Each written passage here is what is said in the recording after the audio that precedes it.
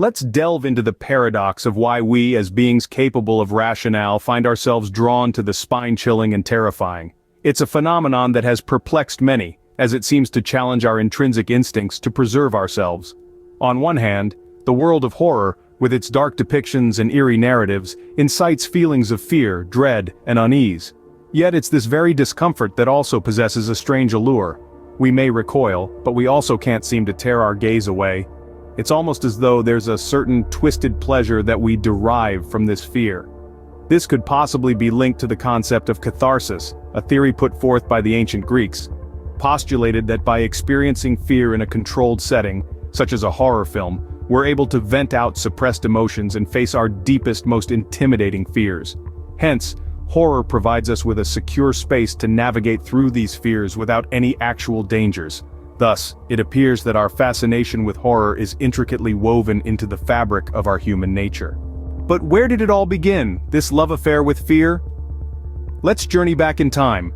The origins of horror can be traced to the dawn of humanity, with ancient folklore and mythology. Our ancestors huddled around fires, sharing tales of monstrous creatures and vengeful spirits that lurked in the dark. These stories filled with horror and dread served a dual purpose. They were not only a form of entertainment but also a way to teach lessons and instill societal norms. Fast forward to the 18th century. The birth of Gothic literature brought a new dimension to horror. Authors like Edgar Allan Poe and Mary Shelley used their stories to explore the darker aspects of the human psyche, creating a sense of dread through their intricate narratives. The monstrous creatures of old were replaced with more human horrors. Insanity, obsession, and the supernatural became the new face of fear. Gothic literature reflected the anxieties of a society grappling with rapid change and the unknown. As time went on, horror continued to evolve and adapt. The advent of cinema in the 20th century gave horror a new platform. Filmmakers used the medium to bring the horror of the written word to life, creating a more visceral and immediate experience for audiences. From the psychological horror of Alfred Hitchcock's films to the slasher flicks of the 80s, cinema has continually pushed the boundaries of what horror can be. The horror genre, whether in literature or film, has always mirrored societal fears. Each era has its own monsters, reflecting the anxieties of the time. From the ancient myths and folk tales warning against straying from the path to Gothic literature exploring the darkness within us, to the cinematic terrors that play on our modern fears, horror has always been a reflection of what scares us most. Thus, horror has always been with us, evolving and adapting to mirror our deepest fears. Let's dive into the science behind fear. A key question that comes to mind is, what transpires in our brains when we fall victim to fear? The response to this question is both elementary and intricate. Fear, at its core, serves as a survival tool. When our brain identifies a potential threat, it sparks the fight-or-flight reaction. This reaction is held in check by the amygdala, a petite, almond-like region in the brain. It transmits a message to the hypothalamus, which subsequently instigates the adrenal glands to adrenaline. The adrenaline surge results in a rapid heartbeat, sweaty palms, and heightened senses. However, the physical reaction is just one side of the fear coin. There's a mental element in play too. Surprisingly, fear has the potential to be addictive. Indeed, it's not about craving fear, but the thrill accompanying the experience. Fear floods our bodies with adrenaline, sparking a surge of energy and alertness. Such an adrenaline-induced high can be electrifying, giving us a sense of heightened living. Cherry on top is the sense of liberation and achievement after the threat has been neutralized. When gripped by fear, our bodies tighten, our minds concentrate, and we're on maximum alert. The moment the threat is neutralized, we're engulfed by a sense of liberation and achievement. We've battled our fear and emerged victorious. This is incredibly gratifying.